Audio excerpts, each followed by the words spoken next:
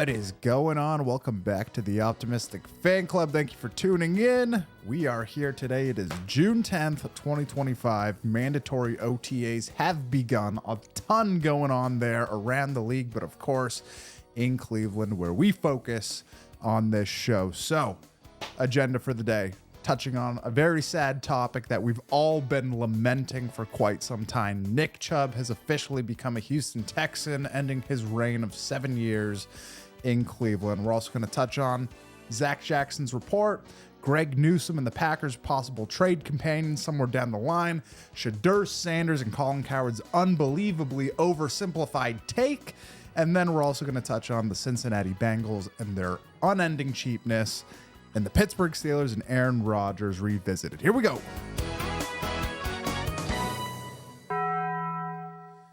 So, Nick Chubb is a Houston Texan. Let that sink in. It is very sad. Nick Chubb was my favorite player. He's my favorite Cleveland Brown of all time. And it's because he really marked the turning tides in everything that Cleveland was trying to undo for really my entire life. And I say that because, of course, Myles Garrett was there first. There were people who came before him who were really doing their best to change things. Baker Mayfield going #1 overall. That was another big move in that resurgence of Cleveland, in that never-ending rebuild that seemed to take place, minus one bright spot in 2007 when they go 10-6, but even that wasn't enough. Nick Chubb to me was the offensive firepower that was never there. He was what made that offense so viable once Kevin Stefanski stepped in. I know that was a couple years after he was drafted, but that Nick Chubb, Kareem Hunt backfield was just outstanding. When you paired that with this offensive line when they're in their prime, like people might be forgetting, or you might be a new Browns fan, or you might be too young to remember. The Browns used to be able to hand the ball off from the shotgun on 3rd and 7 and get a first down. And some people hated that, but that's how good they were. That there was sometimes a better probability that they could just run the ball, give it to Nick Chubb, and have him get 8 yards on a 3rd and medium. That's how good he was. That's how talented he was. And what makes me sad about Nick Chubb's time in Cleveland is that he never got the respect that he deserved. And I think that's in part due to being in a smaller market, but the NFL doesn't always work that way necessarily. I mean, Josh Jacobs has really gotten his flowers being with the Raiders, and last year with the Packers. It never felt that Nick Chubb got the spotlight that he really did deserve. And I think part of that is also due to how they used him in Cleveland, because Kareem Hunt was always there. That was the benefit. Not a ton of miles on the tread in terms of straight up rushing attempts, but this all changed that fateful night in Pittsburgh in 2023 after just years and years and years of productivity and just being the poster boy for what it means to be a great football player. Forget a Cleveland Brown. That's a common phrase that's said of he is what being a Cleveland Brown is. I don't agree with that, because being a Cleveland Brown up until Nick Chubb meant being passive, meant being an underachiever, meant being in the headlines for the wrong reasons. It meant losing. Nick Chubb was a clear ingredient in the couple seasons that were involved of winning, of being a dominant force, of being a team and having players that guys had to game plan for. That's why the Haslam's, after this announcement, immediately said, you are going to be in the Ring of Honor. And that's the way that it should have done. So it's an extremely bittersweet day. You're happy for all the times that you had. You're upset that you never got to reach the mountaintop with this guy. But I also think that there is a bright side to all of this. And this is this thing that might be controversial to some people. As much as he was a joy to watch, and again, my favorite player, all that, he lost a gear after that injury in 2023. And that doesn't mean that he won't get a lot of that back. Even if I've said this, even if he's 80% of what he was pre-injury, that's a top 15 back in this league, in my opinion, still. That's how great Nick Chubb is, because it's not just his speed or his power. He has great vision, great patience. He's a great pass blocker. He's an extremely valuable player. But here's the fact. That injury was debilitating. That is your second almost complete knee construction surgery. The first one happening when he was at Georgia. That is very different because you still have your youth. You recover faster. You have tons and tons of time to get back to where you were. He had another season or two under his belt before he even went to the NFL. And he stayed remotely healthy for those 6 seasons that he was the star tailback for the Cleveland Browns. It gets different when you're 28 and that injury happens again. And your knee is literally destroyed, back to ground zero. That night in Pittsburgh, that hit from Minkah Fitzpatrick, dirty or clean, however you want to say it, it doesn't matter. He was not the same once he came back in 2024. And in my mind, it was always viable that he would be back in 2025 because we knew this time was coming to some degree where the Browns were going to be at a crossroads where they had to bring him back or move on. That was clear. If he had better help at the offensive line last year, if the Browns offense wasn't historically terrible, and if he didn't get that foot injury, I think that there is a chance that he would have been back this season. But here's the truth. Cleveland is in a better spot now with Quinshad Judkins, with Dylan Sampson and Jerome Ford than they would have been with Nick Chubb. And it's not purely from a play style. Both the Browns and Nick Chubb get to leave on great terms at the peak of their relationship. Yes, the last season didn't end the way he wanted, and the one before was injury. That's besides the fact. The last time we saw him fully healthy, he was fantastic. He was great. He was the best player on the Browns offense on the field. And we get to remember him that way as a great. We're not going to have people in the comments a year from now, 2 years from now, when he inevitably takes a step back because just straight up running back age. We're not going to have people going, oh, he's washed. Keep him on the bench. Why did we re-sign him? We don't have to live through that. So that's the best part about this, that you get to leave with the Browns fan base having the utmost respect for Nick Chubb, and for Nick Chubb having his best years in Cleveland without a big decline. Again, last year we will put in the trash can. We won't really remember it because the Browns offense as a whole was so bad. The offensive line was really bad, and he was coming back from an injury and then broke his foot again, or I forget exactly what the injury was, but it limited him and it ended his season. So now the Browns, like I said, this might be controversial, but I give the organization kudos for making this move, because so often people want to cling to the past. They want to cling to the former greats. You still get people every single year going, why don't we re-sign Rashard Higgins? Last year it was, why don't we re-sign Jarvis Landry? He's a veteran. He's still available. It's because they are past their expiry date, or not expiry, but the best before date. The milk isn't going to taste that good past this date. So do not pour it in your glass. Don't put it in your cereal. Okay. You might not die. It might not be toxic or chunky yet, but it's not going to be good. So don't go with it. That is this decision that the Browns are making. You might get another good season, but for Cleveland to only offer him a 1-year extension is probably insulting to the type of player he is. I think another team can do that because they don't have the past history. It would have been insulting to be like, you get a 1-year deal, $2.5 million. I don't know if he would have accepted that. I could see it being a situation where it's like, hey, if I'm going to stay, like I have a lot of equity with this fan base. I want 2 seasons or 3 seasons. That was probably more something that he wanted to finish his career with the team that drafted him if he was going to sign a 3rd contract. Ultimately doesn't happen that way. And back to the Browns organization, kudos to them for making a very, very, very difficult situation, very difficult decision in this situation. And they address things the right way. They're not moving on from a guy and being like, Jerome Ford, you're the feature tailback. I've said my piece on Jerome Ford. If you don't know, go back and listen to the thousands of hours I've talked about how he is not a feature running back one. He is not. He's still a good piece. He'll be good in this rotation of guys, but Quinshad Judkins is the guy now. He is the dude.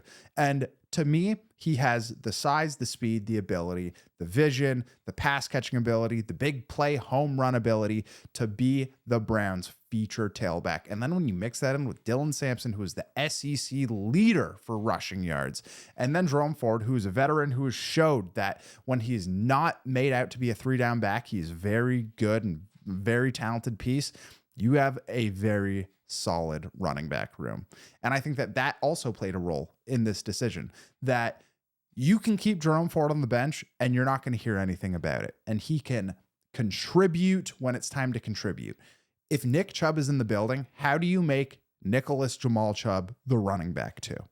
How do you make him the running back 3 potentially if Dylan Sampson has more spark and is just an all-around better player at this point in his career relative to the snaps that he's going to receive? Like, that's the thing about Nick.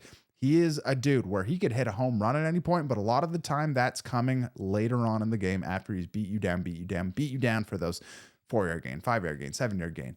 And then it builds to those 20s. And then you see that big 40-yard carry at the point where it really breaks the team that you're playing's back. So I don't think that the role that was needed to be filled would have necessarily been the right move to keep Nick Chubb for that role. I think that that is the role that Jerome Ford is better suited for, that Dylan Sampson's better suited for, and Judkins will be the better running back come September, because this is the other piece in this. We forget how old these players are now. And Nick Chubb is 29 turning 30. He turns 30 a day before I do. So I'm not trying to be like, I know I'm not old relative to life, but if I was in the NFL, I would be considered an older player, the same way Nick Chubb is.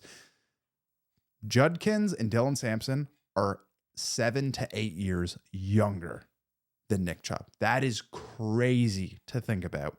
And when you think about where the team is trying to go over the next few seasons as they try to rebuild on the rebuild, but do a fast rebuild, those are the kind of guys that you need. Dynamic, fast, explosive playmakers who you can really treat more as a running back by committee. And I just don't think that that would have been fair to Nick Chubb. I think that Nick Chubb has also earned the right to go compete. I think Houston is in a much better position to go and do that right now. They have a better overall roster and standing, playing in a much lighter division. It's just greener pastures. He's going to have the opportunity to compete for a Super Bowl immediately. And I really hope for nothing but the best. It was just the right move. And again, I applaud the Browns organization for making a very difficult locker room and fan base choice, but it is ultimately the right decision and the best thing for both parties going forward. So Nick, we thank you, my friend. You are the man. You are my favorite player. And I hope that you feel the love that Cleveland has for you, because it is really never ending. And whenever that day comes where they throw him up in the Ring of Honor, and I don't know if the team has a Hall of Fame, but they should. That's going to be a great day, and it will be celebratory because he just really means so much to the city. So Nick, once again, a bell for you. We appreciate you. And I think one last final point. If they did bring back Chubb, I think a lot of it would be based on putting butts into seats. That this is a season with a lot of uncertainty, but if you keep a familiar cast around, that might help things, help the season ticket sales. You know, you hear, oh, Nick Chubb just got re-signed. There's a reason to show up to a game because he's a fan favorite. I'm glad they didn't do that to make that decision, because that opinion and that point of view is something that is kind of in the news cycle right now because of who won Colin Cowherd, a fan favorite of this show. Colin Cowherd coming out on his show saying that essentially Shedeur was only drafted because it's a put butts in seats type thing, and that Jimmy Haslam was the main culprit in making that happen. And essentially saying that that is the only way he's going to get his opportunity. I'm going to play the clip for you here, so I'm not paraphrasing anymore. But here is Colin Cowherd talking about the Shedeur situation and Jimmy Haslam. Okay, Shedeur Sanders has two things going for him. And don't kid yourself, this is how the league works. The owner of the Cleveland Browns, Jimmy Haslam, is really impulsive. He drafted Johnny Manziel over better quarterbacks. He drafted Baker Mayfield. He signed Deshaun Watson to a ridiculous guaranteed deal despite all sorts of allegations personally against him. Horrible contract. Probably the league's worst contract. And in a quarterback room with zero star power, except Shedeur Sanders, he's going to get a chance. And I mean, this is a owner. They don't have the Steelers roster or legacy. They're not as well run as Pittsburgh, and they don't have Joe Burrow. So that's the first thing. There's a lot of belief in the NFL that Jimmy Haslam is the reason that of all the teams, Cleveland finally drafted Shedeur Sanders. He is desperate to be recognized and for star power. The second thing Cleveland has going for it, Shedeur has going for it, is Cleveland's roster is the weakest easily in the division, and the early schedule is brutal. Not only are 5 of the first 6 teams they... Okay, we're going to stop it right there because there's a ton to unpack in that. So let's talk about his first point, the Johnny Manziel draft pick, the Baker Mayfield pick, and the Deshaun Watson contract. If this had been a team with a lower profile owner, if this was Vegas later on in the year, and I know that Mark Davis is not a lower profile owner, but just in terms of controversy, it's not as bad as Jimmy Haslam because of the off-field stuff. With the Browns, it's always off-field stuff. The reason Jimmy Haslam is viewed the way he is because of the way he ran his business and all of the legal trouble that Flying J rest stops and the whole scheme that they had going on occurred. That is the big reason why it's framed that way. And it's definitely justified to a degree because I think that speaks a lot to your moral character and the way you operate a business, and an NFL team is a business. So that is the big thing. But then other decisions and moves wind up getting framed all within that light, when if it was another team doing it, it would just be looked at, in the case of the Shedeur signing, a team taking a swing at the best player available and a good calculated risk. The Johnny Manziel pick, it was very public. Jerry Jones wanted Johnny Manziel. That is a horrible move. That is one of the worst draft picks. It was clear that there were issues in the pre-draft process. It was very obvious that they shouldn't have drafted that guy. So absolutely, we will give Colin Cowherd that point. That is a big, fanatical, all these Southern SEC style owners, who Jimmy Haslam's another one of those dudes from Tennessee. They like that. They like the moxie, the star power. Texas A&M going out and beating Alabama. That's exciting.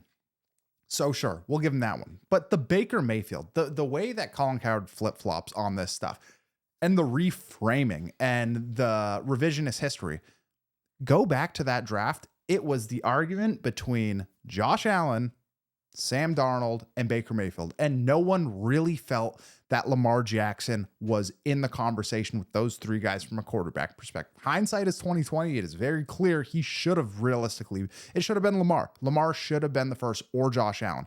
However, there were so many questions about those guys, especially Josh Allen. So framing it as like it was this obvious pick and it was a consensus that Josh Allen from Wyoming, who had a worse passer rating and completion percentage in the NCAA than he did in the NFL, like the fact that we're framing that as the obvious pick. Sam Darnold has had 1 good season in his NFL career and has played for 4 or 5 teams now. Baker Mayfield won the Heisman the same way Lamar Jackson did, but Baker Mayfield was clearly the more prolific passer at the college level. Lamar, they viewed as like, hey, is he an athlete? Is he a running back? Is he a receiver? Again, in hindsight, it is completely ass backwards that he went that high to the Ravens, or that low, whatever. But to sit there and be like, they drafted Baker Mayfield, when on his podcast, on the volume, on the herd, he's out there praising Baker as a top 10 quarterback and that he's in the perfect situation, that he's really become so good at what he does. To talk out of both sides of your mouth like that and frame it as, oh, he's a great player and top 10 for Tampa Bay, but it was a bad pick by Cleveland, that is nuts. Now moving on to the Deshaun Watson situation. Okay, absolutely the worst contract. Terrible. The guaranteed money was the worst part of all of that, without a doubt. But let's not act like there weren't a ton of teams lobbying to get Deshaun Watson on their roster, including the Atlanta Falcons. tons of teams were interested. Maybe they weren't interested in terms of giving fully guaranteed money, but there was interest. So the contract, yes, it's horrible. But the move was also praised by Cowherd and a lot of people in the news media. I put this in my farewell Deshaun Watson video from back in the season after the Washington Commanders game, that Ian Rappaport, NFL Network, all these people, in light of all of the controversy and the scandal, that they said the Browns finally have a bona fide, true top 5 quarterback talent. And it was praised as the Browns making a move to move off of a guy who they weren't sure about in Baker Mayfield for a top 5 quarterback. So this revisionist history is just unreal. But now let's move on to the bigger point in all of this. The fact that now Shedeur Sanders, who everyone agrees was underdrafted, that he will only get the opportunity to play because of his star power and because Jimmy Haslam wants attention and to put butts in seats, is ridiculous. There's partial truths in what he's saying, that he's the biggest star in the locker room. That is without a doubt. But to say that he is playing against completely inferior competition across the board is once again ridiculous. Look at what Joe Flacco did 2 years ago. Joe Flacco is still very viable in terms of being a veteran backup bridge quarterback. He's going to start the season. We've talked about this. Dylan Gabriel, extremely successful college career. We still don't know. Honestly, I'm still putting my money on Shedeur to win that spot, meaning the QB2 beyond him. But we will still have to see. We could all be wrong. Dylan Gabriel could turn out to be the guy. So this is the real reason why Shedeur Sanders is going to get a chance to play. It's not because Jimmy Haslam wants to sell out 9 games out of the 17 that Cleveland's going to play this year. It's because the Browns as an organization need to figure out exactly what they have in these 2 young quarterbacks before they move on to next season, when they have 2 more first-round quarterbacks in a draft that is loaded at quarterback. That is why. It is not because of star power. It is not because people want attention. Also, this notion that Jimmy Haslam was the one who made them pick Shedeur Sanders is completely unfounded outside of theories. It is all speculation. We have not seen a shred of evidence or report that actually indicates that Jimmy Haslam is the one who made Kevin Stefanski and Andrew Berry make that pick. It is all inferring and reading between the lines and trying to read facial expressions. And again, I'm not sitting here being like, it's not true. We're just saying that is not a valid piece of information to build your take upon. So, Shedeur Sanders will get his chance, but it will be because he shows something in camp, in this week of mandatory OTAs, and they will say, well, we don't know who our quarterback of the future is. We need to figure out exactly who it is. So Joe Flacco is going to start. I've been saying this. Shedeur is going to get his chance to start in that Miami game, October 19th. That is what I believe, at least. And from there, we will see how it goes. And the Browns aren't looking to cash in on one season. And they're also not going to hitch their future to Shedeur Sanders if he doesn't turn out to be the guy. So everything that is going on is purely evaluation. Sure, is it nice to have some residuals from having a guy start a game because it's going to make the city excited? Absolutely. But that is the same deal with any quarterback who's taken who is higher profile. Like, if JJ McCarthy had come out and Sam Darnold was injured, and then JJ McCarthy got a start midway through the season last year and he hadn't been injured, people in Minnesota would have been so excited that they get the opportunity to potentially see their new quarterback in action. That's all that this is. There's a finite amount of seats in every stadium in the NFL. And if he comes out and doesn't play well, the excitement is going to fade very quickly. So this whole notion that it's like this move was made so they could cash in for the next 4 years. It's like, if Shedeur Sanders does not play well and does not show himself to be a viable franchise quarterback this season, they are moving on next season. So that is all that this is. So that is one of those things where you're going to see all these lazy arguments. Again, I love Colin Cowherd. A lot of people are shocked by that, but it's a lazy take, and I think it's very inflammatory because he just does not like Cleveland whatsoever. Then you have guys like J-Mac, who's also on the herd, who's just so bad and does not have any sense of what he's saying whatsoever. He just rambles. So whatever, take it with a grain of salt, but this whole notion that he's only getting a chance because he has star power, guys, if that was the case, Justin Bieber would be the starting quarterback of the Dallas Cowboys. Like, let's stop acting like this isn't based on merit and ability. Let's stop acting like he didn't throw 35 plus touchdowns to 10 interceptions or whatever it was, and that he didn't turn Colorado from a 2-win team to a 9-win team, and that he wasn't largely responsible for that in conjunction with Travis Hunter, of course. But we all agree he was underdrafted. We all agree he has a ton of talent. Why are we going to now act like, oh, he got his chance because he's famous and because he does the wrist up? It's just ridiculous. And it's not really fair to someone who's worked very hard in their whole life. But I don't really care about the fairness thing. It's just more ammunition to prove someone wrong. And in the end, once again, if he doesn't pan out, 2 first-round picks and Cleveland moves on. So that is that. That bell's been skipping a lot lately. Need a clean one. Okay. With that being said, let's move on to this now. So in terms of building up the roster, because as Colin Cowherd just said, the Browns have the worst roster in the division, which once again is a hilarious statement. The Browns have the best defensive player in football. The Browns now have a very great blue chip prospect in Mason Graham at defensive tackle. The Browns also have Mike Hall, who is making tremendous strides. The Browns also have Grant Delpit, who's one of the better safeties. The Browns also have Denzel Ward, who's one of the most lockdown corners in the NFL. The Browns also have David Njoku, who's one of the top tight ends, and Harold Fannin, who's coming off of an FBS record season for yardage and catches and touchdowns from a tight end. And 2 great running backs, one who just won the national championship and had a 75-yard run and 3 touchdowns in that game, and Dylan Sampson, who just led the SEC in rushing yards.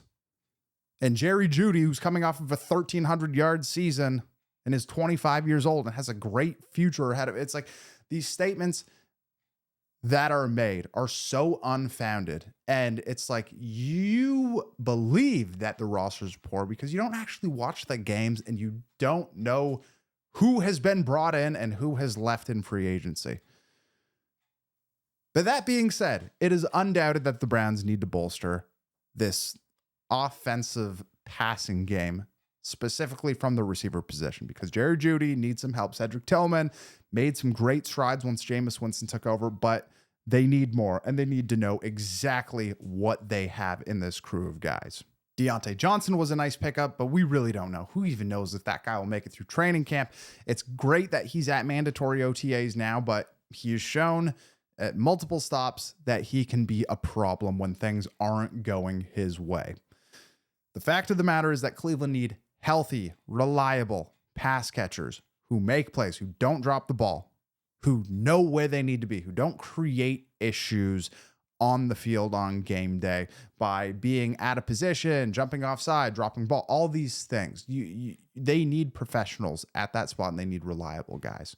So who is the number one dude who has been on the trade block for the past 2 years that Browns Twitter can't seem to try and factor into potential trades enough? It's Greg Newsome. I've talked about this. Everyone's talked about this. He is the first guy on the block. When we look at where do we have an excess of talent, young and old, it's defensive back. You have Denzel Ward. You have Martin Emerson. Those are the top 2 guys in terms of cover people. Then you got Cam Mitchell and you have Miles Harden, who they drafted last year, who showed some promise at points.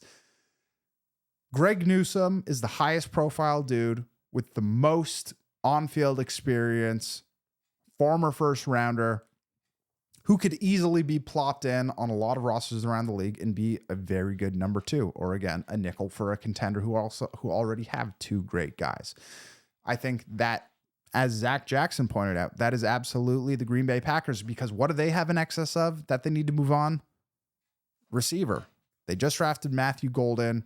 They have Christian Watson, who's been repeatedly injured over and over and over. They also drafted Savion Williams in the 2nd round, and Jaden Reed seems to kind of be the best of the bunch of the old guard of all the surplus of receivers that they had. who is really consistent in terms of his connection with Jordan Love. In terms of who the Browns could get out of that receiver room, I think all those guys will be on the table, obviously minus Reed, Golden, and Savion Williams, because those are the new guys and the guys who are consistent. So that leaves Christian Watson. It leaves Dontavian Wicks and Romeo Doubs. If I am Andrew Berry, I do not want Christian Watson. I understand that Romeo Doubs has been injured. Dontavian Wicks isn't as high output, but Christian Watson's soft tissue injuries are the issue. Guys who get a lot of hamstring pulls continue to get a lot of hamstring pulls. Soft tissue injuries are very, very difficult to overcome. And once they start, they kind of repeat over and over and over and over and over. And that's not to say that Christian Watson can't turn the corner. I think he's the most physically gifted player out of that group of guys, but you don't want to take the risk on damaged goods. Then with Dontavian Wicks, I think that he's a solid player, but any way you look at him, he's a wide receiver 3. He's going to be your third best receiver. To me, he'd be a less physically talented Cedric Tillman, and we really don't need that necessarily. We need probably someone who can throw into the slot, who's a bit more of that flex guy who can be in the slot, split out wide, a guy who can do both of those things. So to me, that really only leaves Romeo Doubs. And Romeo Doubs, I know that he had 2 concussions last year. He missed 4 games. He was suspended for 1. And that might create some problems in terms of like, oh, Joey, what are you talking about? We just said we want guys who are available and who don't make problems. Well, the concussion issue is a lot less pressing in terms of short-term seasonal availability than soft tissue injuries, especially when you play a position that has a lot higher chance of injuring a hamstring than injuring your head. That's just the fact of the matter. That's the way football works. Talk to any football player. They would rather have a concussion than deal with an ACL tear, a bad hamstring pull, or any sort of injury that's going to prevent your ability to run and run consistently. That's just the way it is. So Romeo Doubs already has the edge over Christian Watson for that. Then you look at the style of play between Romeo Doubs and Dontavian Wicks. Doubs makes more plays at the point of attack. He makes more contested catches, and he's better after the catch. He's a bit of a slightly shorter frame. He doesn't have as long of a torso. I think that he just moves better with the ball. And in terms of that intermediate game, that passing attack, he's going to be a guy who you can throw in, and he's just going to be able to route guys up, get open, and make plays. He's not as reliant on big pockets of separation like you saw in a lot of Dontavian Wicks tape. And that's the thing. Romeo Doubs played 4 less games and had more yards and more catches and only 1 less touchdown. So to me, I want that guy. In terms of the off-field stuff, yes, he was disciplined because he missed practice unexcused. And a lot of that stemmed from the fact that he was unhappy with his role in the offense. And that's not surprising when, A, you're a receiver, because every receiver has an ego and wants the ball. Believe me, myself included, from back in the day in high school and university. It's just the way that it is, even if it's not the truth. Guys want the ball, and that's what you want. You want players who want the ball. Do you want them skipping practice? Absolutely not. Is that something that he's learned from and he's probably never going to do again? I would probably bank on that, because the Packers were swift with that punishment and held up their end of the bargain. So that to me is kind of a non-issue. And you saw the way that Romeo Doubs handled it. Go back and read the reports of his press conferences and interviews after the fact. It seems like he was very apologetic and he wished he handled it the right way. And again, with the concussions, I'm not overly concerned with that. Those things, in terms of a season, those things happening back to back, as a receiver, really not as common that you're going to be concussed and that it's going to be an ongoing issue. And I say that knowing that Cedric Tillman missed the rest of the season last year after he took a big hit and was concussed, but it's just not as pressing of a matter versus a guy like Denzel Ward, who seems to get concussions every year. Pray against that, knock on wood, lock up anyone who tries to touch that guy. But just at receiver, it's not as concerning. So if I am the Browns, just to wrap this up, I am rolling with Greg Newsome for Romeo Doubs. We want the higher profile guy with better body control, guy with more ability after the catch, more offensive output in general. And I think if you pair him with Jerry Jeudy, that is a good group of receivers, because I really do believe that Green Bay has kind of remodeled the way that position group is supposed to be managed. You need a lot of guys who do a lot of things the right way. Eventually, the cream rises to the top. One guy becomes the guy. I think that's what they're probably hoping with Matthew Golden this year. But you still have a crew of guys who are all kind of wide receiver 2s and 3s and become problems when you use 3 receivers on the field at a time, 4 receivers on the field at a time. It gives you viable options across the board because it's consistent. It's not like one guy you can move all the coverage and rotate the safeties towards and leave everyone on the back end undone. And I think that's why you really haven't had any Packers receiver be exceptional since Devontae Adams, when he was paired with Aaron Rodgers, of course. So I like the approach. I like Jerry Jeudy being the number one, but having Doubs really competing and believing in himself that he can be that guy also. I think that rising tides raise all ships, and that's the way that I think the Browns move forward, especially if you wind up running into issues with Deontay Johnson or he just isn't performing. It could be him, Tillman, then you got Fannin and Njoku. That passing attack is starting to look a lot better. So that is one way out of this, where you don't have to consult and wait for the draft next year, and you can address this because getting free agent receivers is something that the Browns have done really well. Amari Cooper has the best years of his career. Jerry Jeudy he had the best year of his career. They can go out there, get another guy, and hopefully build that into Kevin Stefanski's offense and make this team just more reliable and give Joe Flacco, Shedeur, Dylan Gabriel, even Kenny Pickett maybe, but I don't think so, any of those guys a better crew of receivers to throw to, where you aren't just having one of your third receiver be just a decoy while you're out there. So that is where I'm at that. Let me know in the comments. Do you like Wicks? Do you like Watson? Do you like Doubs? So now I want to go around the AFC North because there's some news building up. Obviously, the biggest headline of them all is Aaron Rodgers has officially become a Pittsburgh Steeler. We talked about that at length for about 30 minutes in the most recent episode before this one. And I'm not going to dive into it too much, but I just want to clarify my take on that announcement, on that headline. My reservations and reasonings on why it won't work out if it doesn't. So that you got to listen very clearly to what I'm saying. I'm not saying that Aaron Rodgers and the Steelers won't have success this year. I think it's very possible that they can go out and make some noise. I think that they're in a way better position than they were last year with Russell Wilson and Justin Fields. They absolutely can go out there. They could shock the world. They could win the division potentially. That is all within the realm of possibility.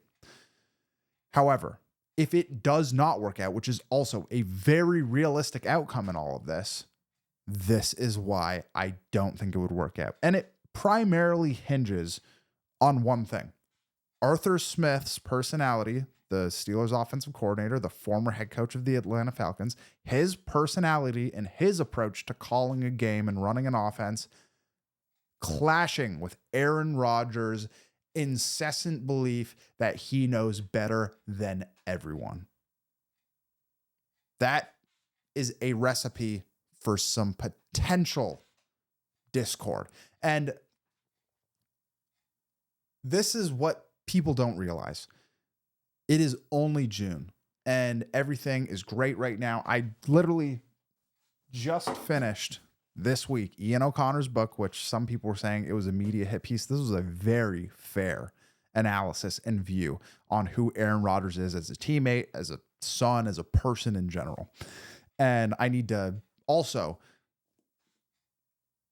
lead with this. Like, he is a generous person. He's definitely misunderstood. He's definitely a different bird, but I don't believe he is a bad guy necessarily. I just personally don't like the way he operates as a leader. I think a quarterback needs to be what Tom Brady is. That is the gold standard of being a leader, of pulling guys together. Of course, getting on people's ass. Of course, barking at them, yelling at them, challenging them to do better. What I don't believe in is what Aaron Rodgers does, which is what can become an issue here in Pittsburgh. Throwing your coordinator and your players under the bus.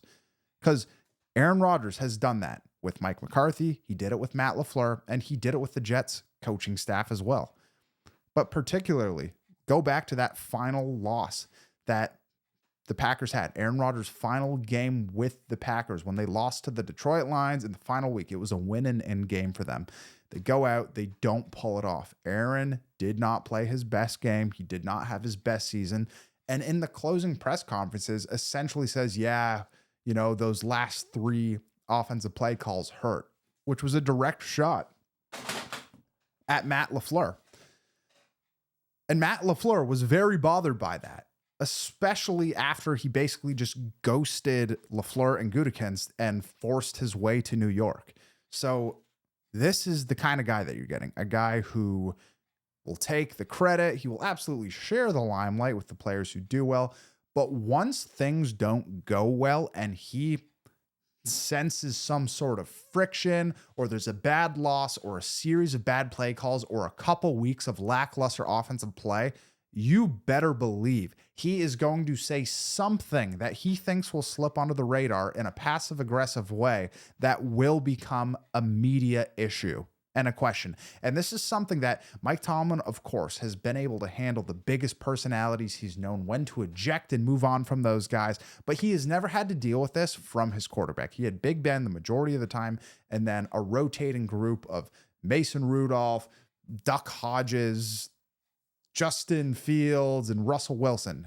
He hasn't had to deal with a complainy guy who is sometimes willing to not play the PR game the right way. And that is what I think is untraveled, uncharted territory for the Steelers. They have not done this. They have not dealt with this type of character who, again, you're not dealing, like even with Russell Wilson, with the weirdness that he had, with his unapproachability, with the reports that came out about him. He still moved through those raindrops without getting wet and continued to do his thing and toe the company line and be the leader that the Steelers needed him to be. Aaron Rodgers is not that guy. He is a career contrarian, and he also gets to hop on Pat McAfee on ESPN whenever he wants and air his dirty laundry. And once again, not a direct way, but a passive-aggressive way that doesn't directly implicate him in being a bad teammate and leader and someone who's complaining on national television, but it is enough to give the media a whiff and create some sort of firestorm that can become a distraction, and distractions are not conducive to postseason success. They're just not. The Philadelphia Eagles are probably the one team that we've seen be able to outdo all that. The issues between Jalen Hurts and Nick Sirianni, all that stuff. People know how I feel about Nick Sirianni. I've been very public. I made the video, the Nick Sirianni problem, of course, the year before they win the Super Bowl. And again, I still hold, yes, I was wrong.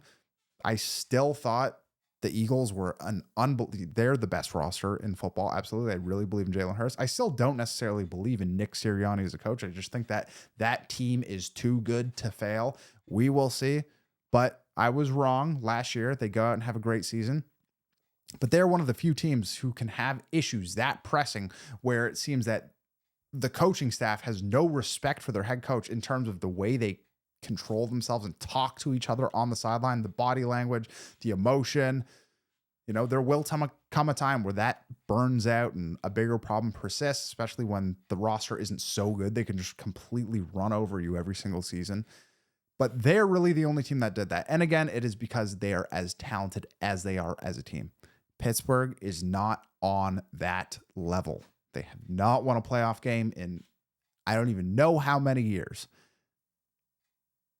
So this expectation that Aaron Rodgers is going to come in, it's going to be perfect, smooth sailing, no controversy whatsoever, is a little bit far-fetched in my opinion. And I think, again, it absolutely can work, but I think more likely than not, something will come up that will create a controversy and they will be derailed with the maximum distance being like a divisional round. So we will see on that. But yeah, just some thoughts about that. Also, TJ Watt still not under contract and he's not at mandatory OTAs. That to me is going to be ironed out. I could not imagine TJ Watt playing for another team. However, in a similar fashion, another team in the AFC North dealing with issues with pass rushers, the Bengals. This is the cheapest team in the history of teams that have amazing quarterbacks. It is really crazy to see. Yes, they've locked down the offensive talent on their side who are very important and key contributors in them being as competitive as they've been since Burrow's been drafted. But this team is completely overlooking the side of the ball that has withheld them from being a competitor each and every year. Their defense. Like, right now, Trey Hendrickson is just not at mandatory minicamp. He's the 2024 sack leader. He has 35 sacks over the last 34 games. You do the math. It is a sack a game. We ran the numbers. And he wants a contract extension because he signed one in 2023. He basically becomes a free agent in 26. In this year, he's only set to make $15 million from his base salary. With incentives, it's probably closer to 20, something like that. But this is the issue. Max Crosby's making $35 million a year now, and Myles Garrett is making $40 million a year. Trey Hendrickson is not on those guys' level, but he needs to be sniffing that average annual value for him to feel valued in the system that he's in, especially when he led the league in sacks last year with 17.5. And yes, he's 31 years old. Myles Garrett is only turning 30, a day after I'm born. Nick Chubb, day before. Myles Garrett, a day after. All 95s. We got a lot in common. But Trey Hendricks, again, regardless of turning that age, he's just showing that he can continue to be consistent. And I would not predict him falling off a cliff this year or the next and not being able to register double-digit sacks. I just don't see that being possible. But this is the way that the Bengals operate. They still practice underneath the highway. They still have some of the worst facilities. That is the thing with NFL ownership. All this new ownership that's come in from tech billionaires and conglomerate groups, they can throw money at anything, at any contract, buy coaches out, move on quickly. The Bengals have struck gold, but now are afraid to invest money into guys who have actually already contributed for their team. It's like, John Middlecoff says it. Cheapness is a disease, and my God, is it? Because the Bengals have already been down this path. They had Jesse Bates, one of the main ingredients in why they went to the Super Bowl in 2021. Obviously, Joe Burrow is the main dish. He is the main guy. He is the reason for the season. Jamar Chase and T. Higgins as well. But on the defensive side of the ball, Jesse Bates was the best safety in the league that season. He had over a 90 PFF grade. He was fantastic. And then they don't match the offer that the Atlanta Falcons give him, which was a 4-year deal for like $65 million or something like that. Top market free safety value. And they just move on. And what was their biggest issue last year? It was their defense. They allowed 25.5 points per game. They only scored 27.8 points per game. That is still a fantastic offense, but they could not win enough games to make it to the playoffs because their defense was not good enough. Trey Hendrickson did his job.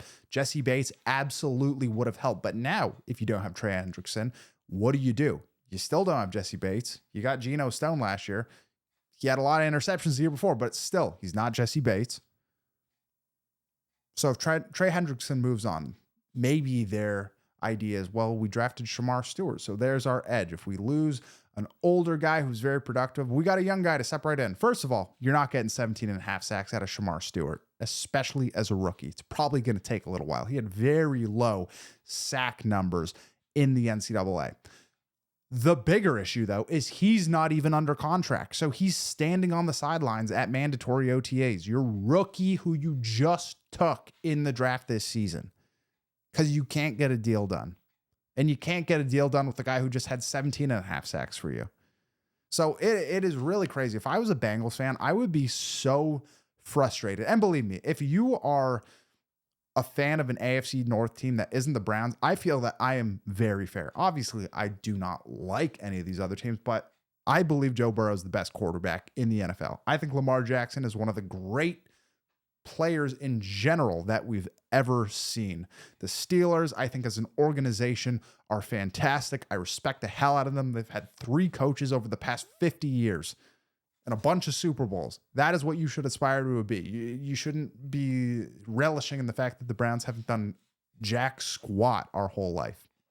So I'm very rational with this. If I was a Bengals fan, I would be so incredibly upset. Even though we were doing well, I would be chanting, sell the team, even with all these wins rolling in, because they continue to make these amazing strides. They have hit the lottery with Jamar Chase and Joe Burrow and T. Higgins offensively. And now you've had guys who are championship level caliber dudes who, 1, you let walk, and 2, now you're too cheap to re-sign, to bring him up closer to what he should be getting paid. And that is the business of the NFL. And this, Mike Florio has talked about this.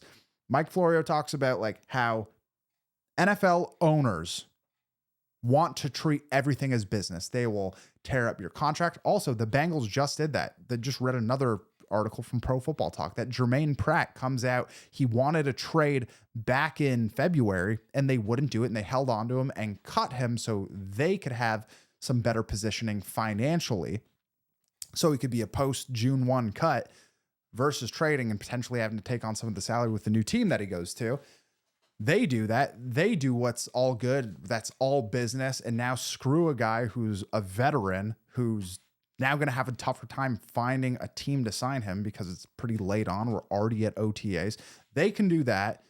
They cannot pay guys. But as soon as a guy like Trey Hendrickson, who has earned the right to renegotiate his contract to get something higher and closer to what he actually deserves, you're just going to basically shun him and paint him in a picture as not being a team player. And thankfully, you have a guy like Joe Burrow advocating for him at the podium and saying to re-sign Trey Hendrickson. But just this approach is pretty crazy. And that is the thing as a Browns fan, I am eternally grateful for. Yes, this team is bad with money. Absolutely. $230 million to Deshaun Watson is bad money. But this team isn't afraid to pay people. So that is something I am thankful for. Myles Garrett, you want to leave? You want to go to a new team? How about $40 million a year? Okay, we're happy. Let's go. Keep your greats at any cost. At any cost. And that is what is very different with this Nick Chubb situation. Just to put a bow on all of this. Nick Chubb, you actually have rational reasons to move on from this guy. And you get to leave on a high note. Not this like bitter shit throwing session that comes up and is unjustified because these guys are still at the top of their game. So all that being said, I appreciate everyone for tuning in. Let me know what you think on everything we talked about. And we will see you guys soon. We're still working on the optimisticfanclub.com. We're trying to figure out what kind of bonus content do you guys want, because once the season comes, it's a lot easier, but we want to build towards that. So let me know, do you guys read articles? Because I am writing them nonstop. I just don't have a place to put them. We're thinking about that for some form of bonus content for getting some people to the site. So let us know what you like to see. Do you like the film breakdowns? Let us know in the comments. It's also not your job, but if you got some ideas, pitch them our way. It's going to be a very exciting year, and we will be back at the end of the week to talk about OTAs, what's going on, what quarterback is completing more passes, and we're also going to talk about, some general NFL stuff outside of that. The biggest stories here on the Optimistic Fan Club. We love you. We'll see you next time.